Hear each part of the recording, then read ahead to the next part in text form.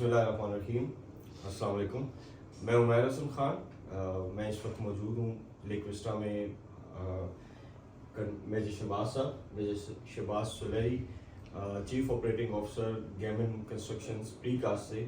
और इस वक्त हम सर के साथ छोटा सा एक इंटरव्यू कंडक्ट करने जा रहे हैं, जस्ट फॉर इंफॉर्मेशन हमारे क्लाइंट्स के लिए, हमारे जो हमारे साथ एफिलिएट्स हैं उनके लिए, उनको हेल्प आउट करने के लिए। दे शुड नो कि हम जो प्री कास्ट कंस्ट्रक्शंस का प्रोजेक्ट लेक विस्टा के अंदर स्टार्ट करने जा रहे हैं, ये कैसे एग्जीक्यूट होगा और इसके अंदर जो घर बनने जा रहे हैं उनकी क्या स्ट्रेंथ है या उनकी क्या रिलायबिलिटी है, या वो कैसे कितनी ड्यूरेशन के अंदर डिलीवर होंगे। अस्सलाम वालेकुम सर। खैरियत से सर?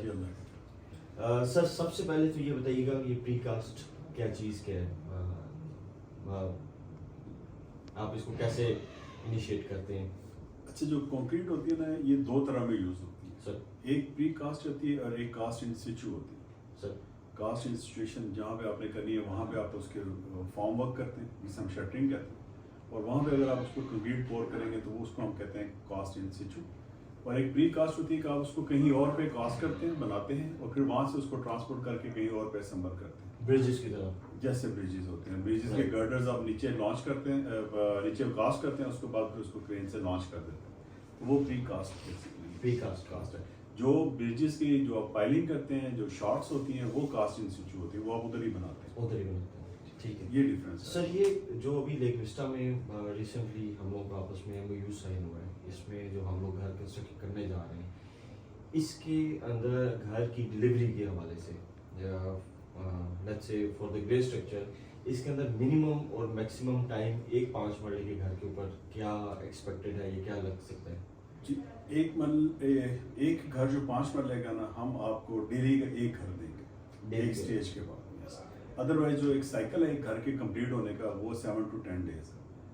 लेकिन उसमें ऐसे है कि एक घर में आप फाउंडेशन लगा रहे हो, वो उसके 5 घरों के फाउंडेशन कर रहे हो, 5 घरों के कॉलम लगा रहे हो, 5 घरों की वॉल्स लगा रहे हो, तो इस तरह करते करते एवरेज हमने एक स्टेज पे आके आपको एक घर पर डे देना है। पर डे देना, पर डे प्रोडक्शन हमारी इतनी हो जाएगी कि हम आपको एक घर पर डे देंगे। और इसकी सर रिलायबिलिटी कैसी है फॉर कि इसकी स्ट्रेंथ, ये वहाँ पे बैलेंस और ये सारी चीज़ें आप लोगों की अपनी प्रॉपर्टी में जो नीचे डिगिंग एक्सकवेशन ये सारी चीज़ें देख रही होगी ये? जी, हमारे पास हर किस्म का इक्विपमेंट है।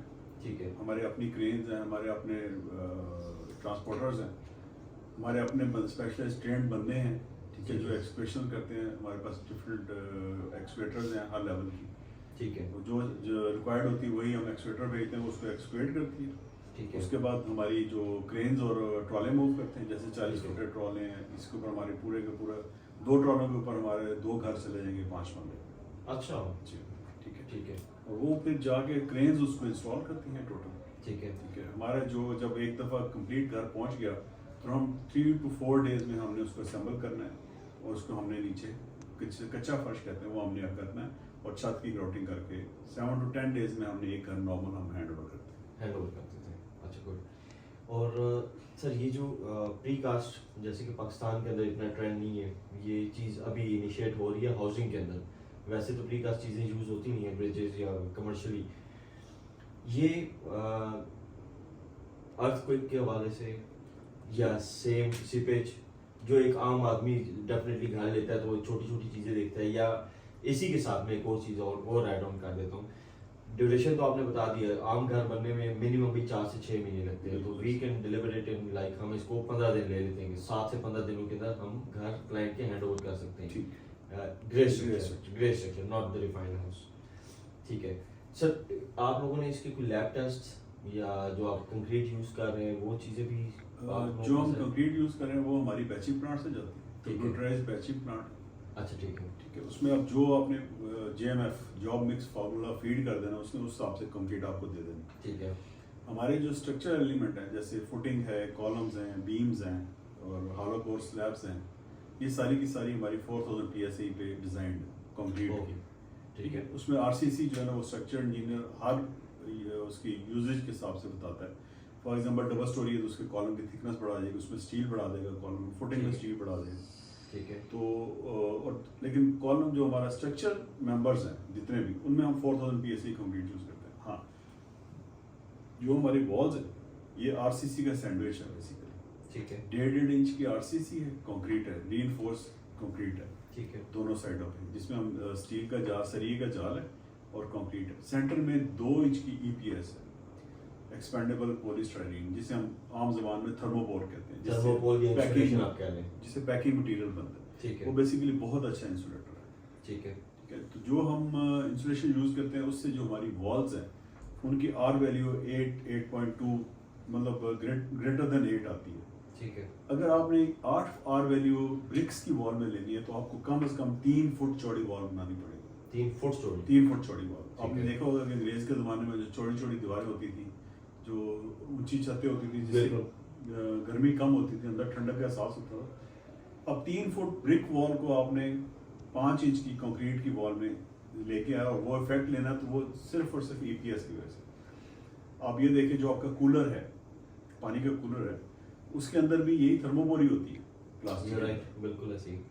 ठीक है, और उस वक्त तो पानी ठंडा या गर्म रहता है जब तक आप उसका ढक्कन नहीं खोलते, जैसे थर्मस का है। बिल्कुल बिल्कुल अगर आपने चाय डाली है गर्म तो वो गर्म रहेगी, आपने अगर ठंडा पानी डाला है तो वो ठंडा रहेगा अंटिल अनलेस आप उसको ऊपर से खोलते हैं। ठीक है यही हाल हमारे कमरे का होगा, समझेंगे वो एक किस्म का थर्मस बन जाएगा। ठीक है आपने अगर उसको ठंडा किया तो उस वक्त तक ठंडा रहेगा जब तक हीट कहीं से लीक नहीं होती, कहीं से खिड़की से या दरवाजे से लीक नहीं होती। ओके प्लस एक और चीज़, जो आपका कंक्रीट है ये एक किस्म की बैटरी है, थर्मल बैटरी है। ठीक है ये अपने अंदर हीटिंग कूलिंग दोनों चीज़ें अब्जॉर्ब कर लेंगे। अब्जॉर्ब कर लेगी, स्टोर कर लेगी।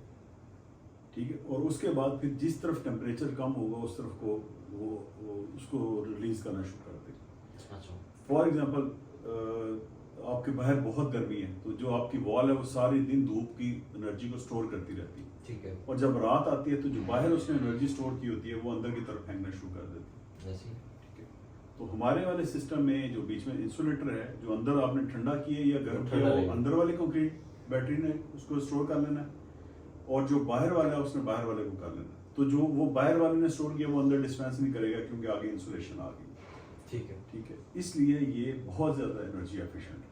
Right sir. अर्थक्वेक के हवाले से स्ट्रेंथ हाँ। इसकी क्या है? चूँकि जब हमने ये इसका डिज़ाइनिंग स्टार्ट की थी, इस पर रिसर्च स्टार्ट की थी, तो हमने बहुत सारे मॉडल्स को स्टडी किया, ठीक है जिसमें ईंटों से बने हुए घर, हॉलो ब्लॉक से बने हुए जैसे आर्मी हाउसिंग के घर हैं, ठीक है ठीक है, फ्लैट्स हैं जो ठीक जिसमें है। हॉलो ब्लॉक यूज़ होता है। अब हॉलो ब्लॉक में ये एक आवाज़ दूसरी कमरे में ट्रैवल करती है, ठीक है हॉलो की वजह से। ठीक है, प्लस उसमें आप कील शील ठोके तो कई दफ़ा वो पूरा पीस निकल आता है। बिल्कुल ऐसी ठीक है, है। क्योंकि उसकी क्वालिटी आप नहीं मेंटेन कर सकते। ठीक है ये भी हमने स्टडी किया। फिर हमने स्टडी किया प्री फैब। अब अक्सर दुनिया प्री फैब और प्री कास्ट को आपस में मिक्स करती है। ऐसी है।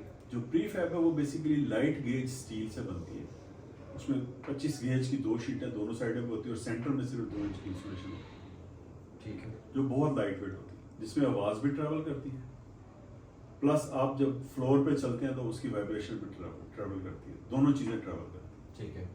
ठीक है, इसलिए दुनिया हमेशा प्री कास्ट को प्री फैब से मिक्स करती है, हालांकि ये दोनों हैं ही डिफरेंट मटेरियल्स, एक कंक्रीट है और एक सीधा सीधा स्टील है। बिल्कुल ऐसी है। ठीक, इसलिए जब हमने इस पूरे मॉडल को स्टडी किया, कश्मीर में जब अर्थक्वेक हुआ तो ये बहुत सारे प्री फैब घर आए, कुछ टर्की ने दिए, वो डिफरेंट मुल्कों ने हमें दिए। अच्छा जब यहाँ पे आए और कश्मीर में इंस्टॉल हुए तो जब उन्होंने देखा कि एक कमरे की आवाज़ दूसरे में ट्रैवल करती है तो उनकी प्राइवेसी ख़त्म हो गई। साल के बाद जब हमने जाके देखा तो उन्होंने वो सारे के सारे घर उठा के साइड पे रखे और उधर उन्होंने ईंट गारे से दोबारा अपने घर बनाए। वो उस घर में रहते ही नहीं थे, उसको एज ए स्टोर यूज़ करते। बाद में वही घर 1.5 लाख के बिके और फिर नीचे पीडी में आए और उन लोगों ने फिर वहाँ पे अपने ईंटों के पत्थर के जो ट्रेडिशनल जोन का तरीका था उसको कॉपी किया। बिल्कुल। जहाँ पे आपकी बात आई सिस्मिक डिज़ाइन की ना, क्योंकि हमारा ये सारे का सारा फुटिंग, कॉलम्स और बीम पे जाता है। हमारी जितनी भी वॉल्स हैं ये नॉन लोड बेरिंग है। अच्छा इनके ऊपर वजन नहीं आता, अच्छा बिल्कुल वजन नहीं आता, कि ना छत का आता है ना बीम का आता है। सारे का सारा वजन जो है ना छत का बीम पे और बीम्स का कॉलम पे और कॉलम से फुटिंग से और ज़मीन में डिस्पेंस हो जाता है। ठीक है ठीक है, सो ये टोटल जो कोड है, सिस्मिक कोड है, उसको फुल उसको पूरा करती है। अच्छा ठीक है। अब if you talk about figures तो तकरीबन 8 तक का ये बर्दाश्त करती है जी बिल्कुल इजीली। बिल्कुल, क्योंकि जो हमारे ये स्ट्रक्चर इसको डिजाइनिंग करते हैं स्ट्रक्चर इंजीनियर्स, वो उस जोन के हिसाब से उसकी वो लगाते हैं, वो सारी चीजें करते हैं। फैक्टर लगाते हैं। ठीक है। और हम जब जो सेफ्टी फैक्टर हम लगाते हैं, हम उसको कन्वेंशन से ज़्यादा लगाते हैं। ठीक है। ठीक है, ताकि और अगर वो इशू है तो वो भी इसमें ख़त्म हो जाए। अच्छा सर, ये प्रीवियस प्रोजेक्ट्स, इससे पहले प्री कास्ट में हाउसिंग में कोई आप लोगों ने प्रोजेक्ट किया हो? जी बिल्कुल, हमने मरी में एक घर बनाया। अच्छा। ये बेसिकली हमने पिछले साल ही स्टार्ट किया।